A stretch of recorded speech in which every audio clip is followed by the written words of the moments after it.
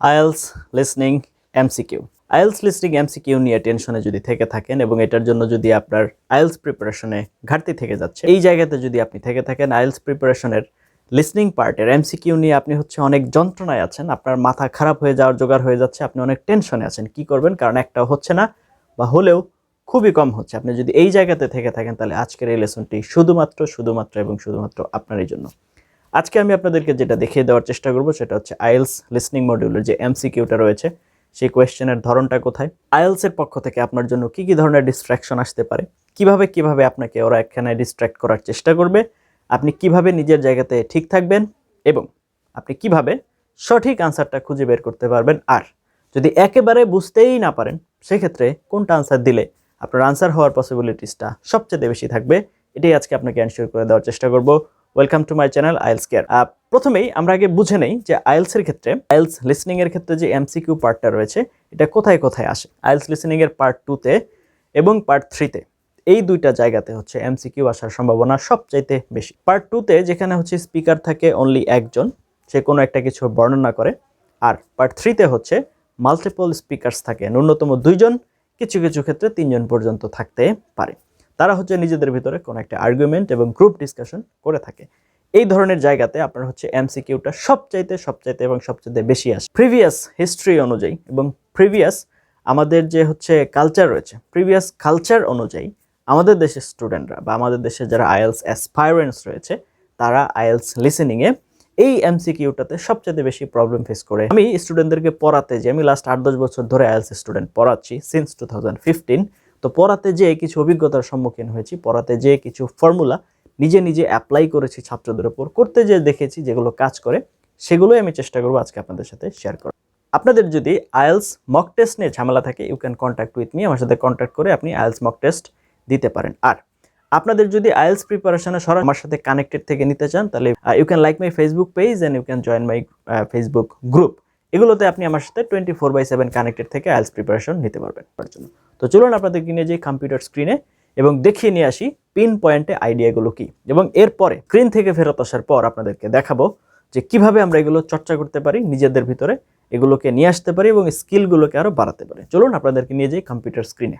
তো চলে আসলাম আমরা আমাদের কম্পিউটার স্ক্রিনে। তো আমরা এখন যে বিষয়টি দেখব সেটি আইএলস এর লিসনিং এর যে এমসিকিউ আছে, আপনার মাল্টিপল চয়েস যে কোয়েশ্চেন আছে সেই বিষয়গুলো, সেখান থেকে আমরা আজকের কিছু গুরুত্বপূর্ণ আলোচনা করব, যেখানে আমরা জানার চেষ্টা করব যে এই পার্টটা আসলে কেমন। আমরা এমসিকিউ দুইটা জায়গাতে পেয়ে থাকি, একটা রিডিং এর ক্ষেত্রে পেয়ে থাকি আর একটা লিসনিং এর ক্ষেত্রে পেয়ে। তো রিডিং এর ক্ষেত্রে আমরা যে এমসিকিউটা পাই সেখানে আনসার চয়েস থাকে আপনার 4টা, আর লিসনিং এর ক্ষেত্রে যে আপনার এমসিকিউটা পাই সেই ক্ষেত্রে আপনার আনসার চয়েস থাকে 3টা। তার মানে দুইটার মধ্যে একটা সিগনিফিক্যান্ট পার্থক্য রয়েছে। তো এই যে সিগনিফিক্যান্ট পার্থক্যটা রয়েছে তারপরেও আবার আরেকটা ভেজাল আছে। তুলনামূলক রিডিং এর এমসিকিউতে আপনার যেটা হয় 4টার ভিতরে 2টা আনসার চয়েস আপনার 50-50 থাকে, মানে মোটামুটি 2টা আমরা বাদ করে দিতে পারি আগেই, আর 2টার মধ্যে কনফিউশন থাকে যে কোনটা আনসার হবে। কিন্তু লিসনিং এর ক্ষেত্রে যেটা হয় 3টার মধ্যে 3টাই আপনার কাছে মনে হবে যে আনসার হওয়ার সম্ভাবনা আছে, তার মানে 3টাই আলোচনায় আসবে। এই বিষয়টা আমাদের এখানে খেয়াল রাখতে হবে। এবার আপনাদের একটু প্রশ্ন থেকে দেখাই সরাসরি। যেমন ধরুন কোয়েশ্চেন নাম্বার 11 কি বলছে, the September celebration day is held. এইখানে আপনার দেখুন দ্য সেপ্টেম্বর সেলিব্রেশন ডে, এই সম্পূর্ণটাই আপনার subject. The September celebration day এটা আপনার সাবজেক্ট, তারপরে আপনার ইজ আপনার এখানে ভার্ব। তো এইখানে আপনার মূল যে বিষয়টা এটা হেল্ড, এটা অনুষ্ঠিত হয়। তাহলে কোথায় কি অনুষ্ঠিত হয়? The September celebration day is held অনুষ্ঠিত হয়। আপনি যখন এটা শুনবেন তখন দেখবেন যে এই লাইনটা আলোচনায় আসবে, তবে ঝামেলাটা কোথায় আমি একটু বলি। ঝামেলাটা এই লাইনটা হুবহু সরাসরি এইভাবে অডিওতে বলা হবে। প্রথম ঝামেলা এটা ঘুরিয়ে বলা হবে বা প্যারাফ্রেজিং করে বলা হবে। আচ্ছা, বললো তারপরে এইখানে যে 3টা আনসার চয়েস আছে 3টার কথাই অডিওতে উল্লেখ হবে। ব্যাপারটা এরকম না যে শুধুমাত্র এখান থেকে যে কোনো একটা উল্লেখ করবে, আপনি জাস্ট ওইটা ধরে ফেললেন, আপনার আনসার সিলেক্ট করে ফেললেন, এরকম হবে না, সুযোগ নেই। এই 3টার কথাই অডিওতে ঘুরে ফিরে আসবে। আবার এখানে আরও ঝামেলা আছে। ঝামেলা এখানে যেমন সিরিয়ালে 1 নাম্বারটা প্রথমে আছে, এই যে 5 times a year to honor the city, আপনার অডিওতে যখন আপনি শুনবেন তখন এটা সিরিয়ালে ফার্স্টে থাকবে না। সিরিয়ালে এটা হচ্ছে থার্ডে চলে আসতে পারে, অথবা সেকেন্ডে চলে আসতে পারে, অথবা ফার্স্টেও থাকতে পারে। তার মানে এখানে যে সিরিয়াল আছে এই সিরিয়ালে বলবেন। অডিওর সিরিয়ালে দেখবেন 3 নাম্বারটা প্রথমে চলে আসছে, 2 নাম্বারটা 3-এ চলে গেছে এবং 1 নাম্বারটা 2-এ চলে আসছে। এরকম হওয়ার সম্ভাবনা অহরহ আমরা দেখতে পাই। সুতরাং আপনার এই বিষয়টাতেও ক্লিয়ার হতে হবে। তাহলে প্রথমত আপনি যখন লিসনিংয়ে এমসিকিউ করতে যাবেন, সবার আগে আপনার মাথায় যে বিষয়টা নিতে হবে সেটা হচ্ছে আপনার যে কোয়েশ্চেনটা আছে, কারণ এই যে কোয়েশ্চেনটা এটা সরাসরি আপনার কি করবে না, এই সিরিয়ালে বলবে না যেভাবে আপনার এখানে লেখা আছে, এই সিনক্রোনাইজেশনে বলবে না, প্যারাফ্রেজিং করে বলবে, ভিন্ন ওয়েতে বলবে। অবশ্যই এখানে আপনার ডিস্ট্র্যাক্ট করার চেষ্টা করবে। এখানে ডিস্ট্র্যাকশনটা অনেক বড় বিষয়। কেন? কারণ ওরা চাইলেই অডিওতে শুধুমাত্র যে কোনো একটা অপশন বলতে পারতো, কিন্তু ওরা আপনার এই 1955কেও যে কোনো একটা ইভেন্টে নিয়ে আসবে, 1979কেও নিয়ে আসবে এবং 1990কেও কোনো না কোনোভাবে এখানে নিয়ে আসবে এবং এটার সাথে কানেক্ট করে দেবে। তারপরে যেটা আসে, আপনাকে মানসিকভাবে প্রস্তুত থাকতে হবে যে এই সিরিয়ালে আসবে না। যেমন এতে আছে 1955, এটার কথা আগে বলবে, বিতে আছে 1979, এটার কথা দ্বিতীয়তে বলবে, এবং সিতে আসবে 1990, এটার কথা তৃতীয়তে বলবে। এরকম হবে না। দেখবেন 1990-এর কথা হচ্ছে ফার্স্টে বলতেছে, তারপরে 1955-এর কথা দ্বিতীয়তে বলতেছে এবং 79-এর কথা তৃতীয়তে বলছে। এই রকমও হবে এবং এটা আপনার মাথায় রাখতে হবে এবং আপনার মানসিকভাবে এইভাবেই প্রস্তুতি নিতে হবে যে এটা এইভাবে আসতে পারে। আচ্ছা, ঠিক আছে, আসলো। এখন এরপরে কি? এখন কথা হচ্ছে আমরা যখন আনসার করব তখন কি করব? আমাদের যেটা করতে হবে, যে কোয়েশ্চেনটা আমরা ধরবো, যে কোয়েশ্চেনটা ধরছি সেটার নিচে একটা গাঢ় আন্ডারলাইন করতে হবে। এইভাবে আন্ডারলাইন করার পর যে ওয়ার্ডটাকে আপনার ইম্পর্টেন্ট বেশি মনে হয় সেই ওয়ার্ডগুলো বা ওয়ার্ডটাকে আপনি মার্ক করে ফেলবেন।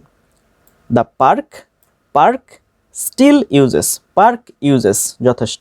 ওকে, এতক্ষণ পর্যন্ত আপনারা দেখলেন যে আসলে লিসনিংয়ের ক্ষেত্রে এমসিকিউটা কিভাবে আসে, কি কি ধরনের প্রশ্ন, কি কি সমস্যা হতে পারে, কি কি ডিস্ট্রাকশন হতে পারে, কিভাবে সলভ করবেন এবং কি কি করলে আপনি এখানে ভালো করার সম্ভাবনা আছে। আশা করি আপনি সবগুলো ভালোভাবে দেখেছেন। Now what to do. আমি এখন জানলাম যে এখানে এই ঘটনাগুলো ঘটে।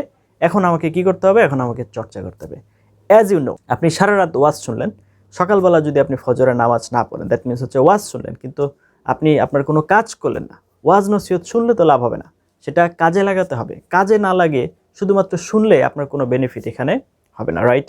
সুতরাং আপনি হচ্ছে এই যে জিনিসগুলো জানলেন, এখন আপনার প্রয়োগে নিয়ে আসতে হবে। এখন আইএলসের যে লিসনিং পার্টটা রয়েছে, এখানে ভালো করতে হলে আপনার দুইটা স্কিলের প্রয়োজন হবে। একটা হচ্ছে এক্সাম স্কিল এবং আরেকটা হচ্ছে ল্যাঙ্গুয়েজ স্কিল। আপনার এক্সাম স্কিলটা কি? এখানে কি কি ধরনের কোয়েশ্চেন আসে, কিভাবে আসে, কিভাবে আনসার করতে হয়, রুলস রেগুলেশনগুলো কি, এগুলো হচ্ছে এক্সাম স্কিল। এগুলো আপনার এখন ক্লিয়ার হয়ে গেছে, অলরেডি আপনাকে এগুলো দেখানো হয়েছে। নাও ল্যাঙ্গুয়েজ স্কিল ইমপ্রুভমেন্টের পালা। ল্যাঙ্গুয়েজ স্কিল ইমপ্রুভ করতে হলে আপনার প্রতিদিন ইংরেজি শুনতে হবে। There is no alternative options. আমাদের বাংলাদেশের শিক্ষা ব্যবস্থা অনুযায়ী আমরা রিডিং পড়ি এবং হচ্ছে লিখি, এই দুইটা কাজ করি। তার মানে হচ্ছে আমাদের যে ওরাল ফরম্যাট, সেখানে আমরা যাই না, আমরা শুনিও না, বলিও না, আমরা লিখি এবং উচ্চারণ করে পড়ি। মানে রিডিং পড়ি আর হচ্ছে লিখি। মূলত রিডিং পড়াটাও কম হয়, এটাও আমরা মনে মনে পড়ি, ভূতের মন্ত্র, শুধুমাত্র লেখি, মুখস্থ করি আর লেখি। আমাদের ইংরেজি বা লিসনিংয়ের ক্ষেত্রে খারাপ হওয়ার মূল ফাংশন হচ্ছে ওইখানে। আমাদের ওরাল ইংলিশ শুনে বুঝতে হবে এবং হচ্ছে ইংরেজি বলতে হবে, এই জায়গাটাতে আমরা যাই না। দ্যাট মিনস আমরা লিসনিংই করি না। তো আপনাদের কাছে আমার যেটা রিকোয়েস্ট থাকবে, ফার্স্ট রিকোয়েস্ট হচ্ছে you need to listen every, যত বেশি আপনি পান। আপনার 24 আওয়ার্সের ভিতরে আপনি যদি 22 ঘন্টায় ইংরেজি আপনি হচ্ছে সবসময় ইনপুট দিতে থাকেন আপনার ব্রেইনে, তত বেশি আপনার ব্রেইন এটার সাথে অ্যাকাস্টমড হবে, তত বেশি আপনার এটার সাথে আপনি অভ্যস্ত হয়ে যাবেন। সুতরাং শুনেন, যত বেশি পারেন আপনি যত বেশি লিসনিং করবেন, এটা আপনার জন্য তত বেটার হবে। So listen every day, it will help you. Number 2 হচ্ছে এমসিকিউ এর এক্সাম বেশি বেশি দিতে হবে। দ্যাট মিনস আইএলস লিসেনিংয়ে যদি আপনার এমসিকিউতে বেশি প্রবলেম থাকে, তাহলে এমসিকিউটা বেশি বেশি করার চেষ্টা করতে হবে। ফার্স্ট অফ অল, আপনি এমসিকিউটা করলেন, দেখলেন একটাও হচ্ছে না, বইয়ের পিছনে, নর্মালি আমরা তো প্র্যাকটিস ক্যামব্রিজ থেকেই করি, দেখবেন বইয়ের পিছনে যে চলে যাবেন, দেখবেন যে হচ্ছে যেই অংশটা, ধরেন পার্ট 2 এর, পার্ট 3 এর অথবা পার্ট 4 এর, যেখানেই হোক, যে অংশটা আপনি পারছেন না সেটা লিখিত অডিও স্ক্রিপ্টস আছে, তো সেটা আগে ভালো করে পড়েন, অডিও শুনেন এবং এটা মিলান। তারপরে হচ্ছে আপনি আবার এসে করার চেষ্টা করেন এবং কোথায় আপনার প্রবলেম হচ্ছে, কোন ডিস্ট্রাকশন আপনাকে কোন দিকে নিয়ে যাচ্ছে, এটা আপনি ফাইন্ড আউট করেন এবং পরের বার যেন এই ভুলটা আর না হয়। আর আমি যেগুলো অলরেডি শিখিয়ে দিয়েছি যে এই জায়গায় আপনাকে ডিস্ট্র্যাক্ট করতে পারে, সেই জিনিসগুলো মাথায় লিখে প্র্যাকটিস করেন, তাহলে দেখবেন যে আপনার এখানে প্রবলেম আশা করি সলভ হয়ে যাবে। যাই হোক, এতক্ষণ পর্যন্ত সাথে ছিলেন তার জন্য অনেক এবং অনেক ধন্যবাদ। Let's meet you some other video. Till then have a nice time. আসসালামু আলাইকুম।